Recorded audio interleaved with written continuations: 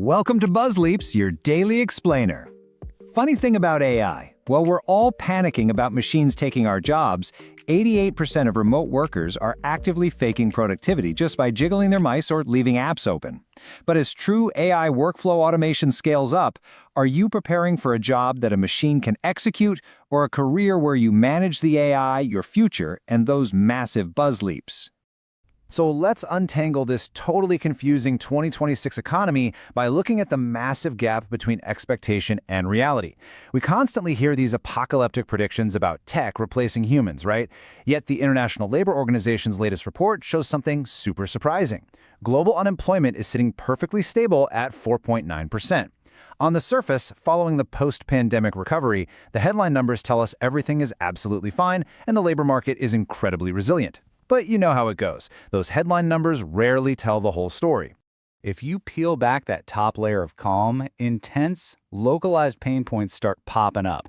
For instance, recent data from China shows a record 7.7% unemployment spike, specifically for 25 to 29-year-olds. This is a group that usually transitions pretty smoothly from school to work, but right now, they're caught in a massive squeeze. The widespread adoption of AI is starting to displace the exact entry-level roles these young professionals used to rely on to kickstart their careers. And hey, this isn't just an overseas phenomenon.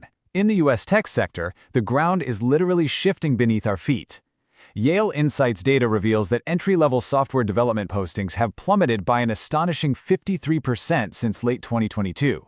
Over half of the entry-level opportunities in a top-tier field just completely evaporated in a couple of years. The pathways that existed even 36 months ago are practically vanishing for new grads. So here's the crucial paradox we need to resolve. If the baseline global unemployment numbers look healthy, why are workers, especially younger ones, dealing with so much anxiety? Why does confidence in finding a good job feel like it's deteriorating so rapidly? Section 1. AI's silent hiring freeze. Let's dig in. To really understand this anxiety, we have to look at the transition to advanced AI. We've officially moved way past simple generative AI. You know, the basic chatbots that just help you draft a quick email or summarize a PDF. That was task automation. We've now officially entered the era of agentic AI. These are highly advanced systems that manage entire multi-step workflows with zero human input. They break work down into subtasks, use tools, move across different systems, and even revise their own approach. To put that into perspective, logistics companies are handling nearly 30% more volume with 30% fewer employees, all because AI agents are doing the booking. Going from task execution to full workflow automation is an absolute game changer. Now, this brings us to a really massive misconception. We've all been sitting around waiting for a tidal wave of AI-driven layoffs, but the reality is much sneakier. Yale Insights notes that AI is actually causing a silent freeze. Companies are getting dramatically more output from their existing workforce, so they aren't initiating mass firings, they're just letting natural turnover happen, and then choosing not to hire replacements for those entry-level roles. The overall headcount just quietly shrinks by attrition. Because of this, research from Stanford, highlighted by Yale, shows early career employment in AI-exposed fields has dropped 16% since late 2022. The door to the corporate world is quietly closing on young professionals. The work is still getting done, output might actually be going up, but that crucial pathway to gain hands-on experience and mentorship, it's shrinking by the day. Moving to Section 2, the demographic reality check. Because here's the thing, AI isn't the only force to play right now. We are also facing sheer demographic destiny. The workforce itself is fundamentally changing. Data from the C.D. Howe Institute regarding Canada perfectly models a trend happening in tons of advanced economies. Aging populations and lower immigration are mechanically slowing down labor force growth. Their baseline projections suggest real GDP growth might only hit about 0.4% in the near term, which means a near-zero growth environment of around 1.2% long-term might just be our new normal. So when we see sluggish employment numbers, it doesn't automatically mean a broken economy, it's just the demographic reality of an aging workforce. So where exactly are the jobs in this new era? Well, Australia's National Skills Commission projections out to 2026 make it crystal clear. Human-centric sectors are seeing massive growth.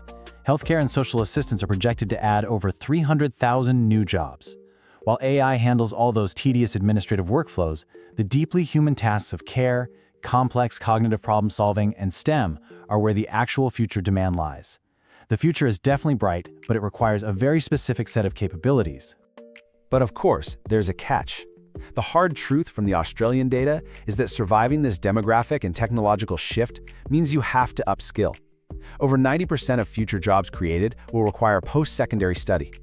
The old days of simply walking into a well-paying entry-level job with no specialized training are fading fast. The barrier to entry has structurally shifted way higher across the board. Okay, on to Section 3, the return to office standoff. To really complete the picture, we have to tackle the massive battle over where we actually sit down to do our work. If you only read the headlines, you'd think every mega corporation on Earth has forced a strict 5-day office mandate. But the data from founder reports totally shatters that illusion. In reality, only 27% of companies are actually fully in person. A massive 67% continue to offer hybrid flexibility. So that narrative about the completely remote worker disappearing, it just isn't supported by the broader statistics. But for the workers who are caught in those rigid mandates or heavily monitored remote setups, they are fighting back. Remember that stat from the intro? A Bamboo HR survey found workers are resorting to some pretty hilarious but totally relatable hacks just to look busy. 88% of remote workers admit to things like leaving messaging apps open to keep their status green or purposefully engaging in online social conversations. Even in the office, 37% say they just walk around to be seen. It honestly just highlights a deep disconnect between outdated productivity metrics and actual tangible output. And employers pushing these rigid mandates are facing a total retention nightmare. 64% of remote workers explicitly stated they would quit or look for a new job if forced back into the office full-time. High performers are even more likely to jump ship. Flexibility isn't just a fun little perk anymore, it is a core requirement for modern talent retention, and companies ignoring this are literally bleeding out their top talent. Let's wrap things up with Section 4, the global jobs gap. Pulling all of these crazy threats together, from AI taking over workflows, shifting demographics, and the whole return-to-office battle, we start to see the true state of the global labor market. When you look past that initial 4.9% unemployment figure we talked about earlier, the International Labor Organization reports a staggering 408 million people are currently in the global jobs gap. This means there are over 400 million people worldwide who actively want paid work, but just cannot access it due to these compounding structural headwinds, geographic disparities, and huge skills mismatches. The unmet demand for good jobs is absolutely massive. To navigate this incredibly complex landscape and make sure you aren't swept into that gap yourself, you really have to shift your mindset. The premium is no longer on executing repetitive tasks, because as we saw, agentic AI handles that now. Employers are desperately looking for critical thinking, complex problem solving, and the ability to oversee and manage these advanced AI systems. You have to move from being the executor to being the supervisor and the strategist. So I want to leave you with a final thought to chew on. In a world of silent hiring freezes, intense workflow automation, and rapidly shifting demographics, which path are you choosing? Are you preparing for a job that a piece of software can execute, or a career where you manage the AI itself? The choice is entirely yours. Thanks for tuning in to BuzzLeaps.